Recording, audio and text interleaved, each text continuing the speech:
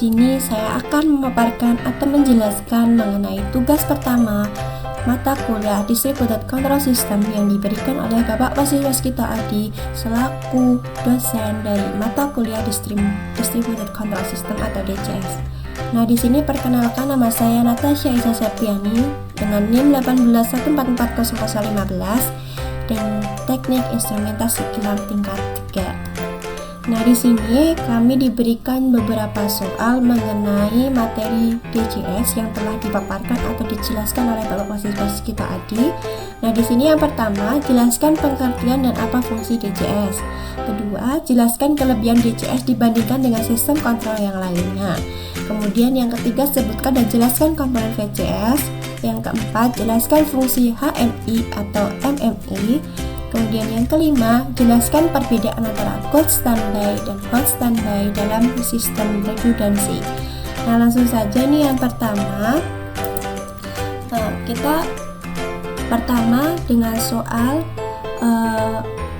jelaskan pengertian dan apa fungsi DCS. Nah, di sini pengertiannya sendiri, DCS atau Distributed Control System itu merupakan suatu sistem kontrol terdistribusi yang digunakan untuk mengendalikan, memonitoring, optimasi berbagai proses variabel serta unit-unit proses lainnya menjadi suatu sistem kontrol yang terpusat, control room. Nah, menurut Bank 2016, sejak tahun 1975, DCS sudah digunakan untuk mengontrol di berbagai jenis industri seperti industri kertas, industri kimia, dan industri listrik. DCS ini digunakan untuk mengontrol proses yang berjalan secara kontinu atau bisa juga digunakan untuk mengontrol proses tipe diskrit dengan skala menengah ataupun besar. DCS ini biasanya digunakan sebagai alat kontrol pada skala industri menengah sampai industri besar, dan sebuah DCS menggunakan mikroprosesor sebagai controller dan menggunakan jaringan dan protokol TCP/IP sebagai sistem komunikasinya. Nah, ini di sini ada gambarnya DCS. Kemudian secara umum komponen DCS dapat dibagi menjadi 3 bagian, diantaranya Human Interface Station atau HIS, kemudian Control Station, dan yang ketiga adalah sistem komunikasi.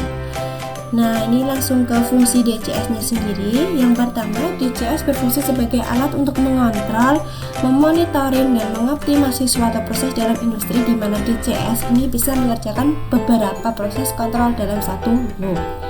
Yang kedua, solusi untuk mengintegrasikan sistem kontrol yang terpisah-pisah menjadi sistem kontrol yang terpusat di dalam satu kontrol room, sehingga mempermudah dalam pemeliharaan dan penggunaannya. Kemudian yang terakhir, sebagai tool yang bisa berfungsi untuk mengolah dan mengumpulkan data dari berbagai sistem kontrol dalam suatu LAN. Nah, di sini soal yang nomor 2, jelaskan kelebihan DCS dibandingkan dengan sistem kontrol yang lain. Nah, di sini ada beberapa kelebihan DCS daripada sistem kontrol lainnya. Itu yang pertama, semua informasi proses variabel bisa ditampilkan dalam bentuk GUI sesuai dengan keinginan dari pengguna. Kemudian yang kedua, mempunyai sistem komunikasi data yang redundan. Kemudian yang ketiga, fungsi kontrol yang terdistribusi. Yang keempat, sangat mudah ketika mau melakukan modifikasi update sistem kontrol. Yang kelima atau yang terakhir, perbaikan dan troubleshooting yang mudah karena jumlah wiring di field yang lebih simpel, apalagi kalau menggunakan komunikasi field bus, itu lebih simpel lagi.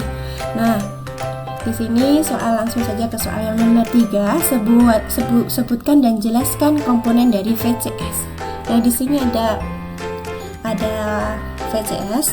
Nah, ada beberapa komponen VCS. Yang pertama adalah CPU. Nah, komponen ini adalah Central Processing Unit yang melakukan perhitungan dan fungsi kontrol. CPU ini memiliki kinerja tinggi dan mikroprosesor rendah. Dalam CPU ini juga terdapat baterai untuk mensuplai cadangan untuk memori database dalam prosesor selama listrik mati atau apabila terjadi gangguan listrik atau mati lampu. Nah, waktu maksimum backup sampai 72 jam. Nah, ini tidak khawatir apabila nanti mati lampu atau ada gangguan listrik. Yang kedua itu power supply. Nah, di sini power supply ini berfungsi memberikan power pada VCS-nya sendiri. Kemudian yang ketiga, VL-NAT Coupler. Nah, ini merupakan device untuk berkomunikasi dengan sistem bus communication. Kemudian yang keempat adalah nodes atau Remote I2O Units. Node menghubungkan sinyal I2O dari lapangan, melakukan konversi sinyal, dan berkomunikasi dengan VCU melalui bus RIO. Node terdiri dari I2O unit yang terhubung ke sinyal lapangan dan subsystem, serta node interface units yang berfungsi berkomunikasi dengan VCU-nya. Itu. Nah, ada lagi yang kelima, yaitu adalah ITO unitnya sendiri. ITO unit terdiri dari ITO modul. ITO modul memproses sinyal dari lapangan baik dari atau ke VCU. Yang keenam, analog I2O modul. Modul-modul analog ini dapat memproses sinyal I2O ke atau dari berbagai sumber. Modul-modul ini adalah modul dengan tingkat keandalan tinggi, dengan masing-masing modul didedikasikan untuk memproses sinyal tunggal untuk high system availability. Selain ada analog, di sini juga ada digital I2O modules. Selain dapat memproses status atau digital I2O biasa, modul ini mampu menghitung input pulsa, memberikan pulsa wide output. Modul input mengkonversi input sinyal proses analog menjadi data digital sehingga VCS dapat memprosesnya.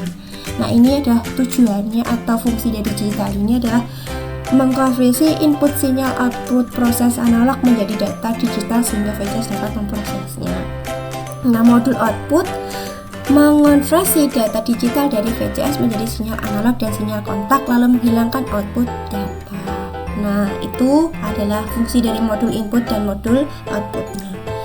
Nah, yang keempat di sini ada soal jelaskan fungsi HMI atau MMI. Sebelum kita ke fungsinya, saya akan menjelaskan apa sih pengertian dari HMI itu sendiri. HMI atau Human Machine Interface adalah suatu sistem yang menghubungkan antara manusia dan teknologi mesin.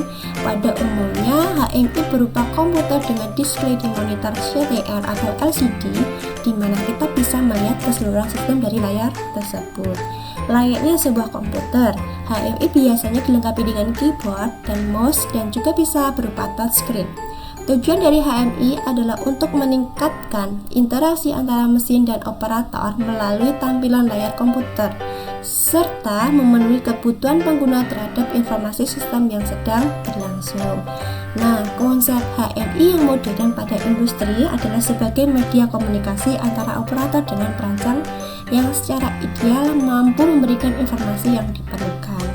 Agar perencanaan yang dilakukan dengan tingkat efisiensi maksimum, HMI merupakan sarana bagi operator untuk mengakses sistem otomatis di lapangan yang mencakup operasional, pengembangan, perawatan, troubleshooting. Nah, langsung saja ke fungsi dari HMI-nya atau MMI-nya sendiri. Fungsinya itu ada beberapa, yang ini pertama untuk monitoring. Kita dapat memonitor atau mengawasi kondisi plan kita secara real time tanpa perlu keluar dari control room. Kemudian yang kedua, sebagai setting based on security level. Kita dapat merubah setting, misal settingan alarm hack dan low dari suatu browser, atau bahkan kita bisa merubah settingan trip suatu sistem. Yang ketiga, take action based on security level. Kita dapat menjalankan suatu proses atau men-shutdown proses tersebut. Yang keempat, sebagai alarm. Disediakan alarm history dan summary sehingga nantinya kita bisa mengetrack alarm-alarm apa saja yang aktif dan bisa mendapatkan alasan kenapa suatu sistem tiba-tiba trip atau shutdown. Kemudian untuk trending. Nah, ini adalah grafik dari sebuah proses misal temperatur dari sistem yang bersangkutan. Bisa dilihat secara real time atau history. Nah, yang selanjutnya memberikan informasi plan yang up to date kepada operator melalui graphical user interface.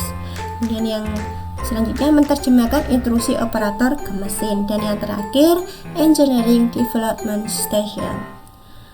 Nah, langsung saja ini ke soal yang terakhir atau soal yang kelima, itu ada jelaskan perbedaan cold standby dan hot standby dalam sistem redundancy. Nah, di sini Nah, saya akan menjelaskan cold standby dulu. Nah, cold standby ini sistem sekunder dalam keadaan mati.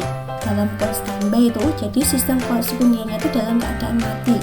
Nah, sistem ini mempunyai kelemahan downtime waktu yang lebih besar dibandingkan dengan sistem hot standby. Jadi dia memerlukan downtime waktu yang lebih besar dibandingkan dengan hot standby. Jadi ketika terjadi kegagalan pada sistem utama, maka kita harus menyalakan dulu unit standby-nya karena sistem sekundernya itu tadi dalam keadaan mati. Kemudian kita tunggu prosesnya sampai sistem standby-nya ini online. Nah, di samping menunggu proses online, kita juga harus sinkronisasi dengan sistem sebelumnya. Masalah lain bisa timbul jika kita mau switch over. Ya, jadi tadi akan ada masalah lagi ketika kita akan switch over. Nah, sedangkan hot standby ini lebih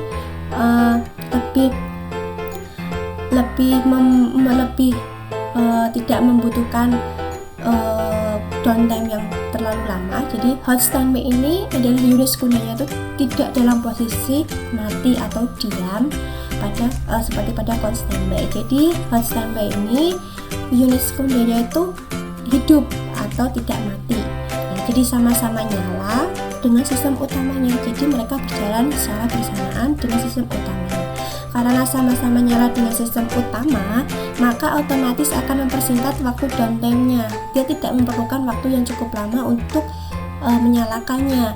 Nah, pada sistem ini bisa menggunakan switch eksternal untuk beralih dari fungsi utama ke fungsi sekunder. Jadi membutuhkan switch eksternal untuk beralih dari fungsi utama ke fungsi sekundernya.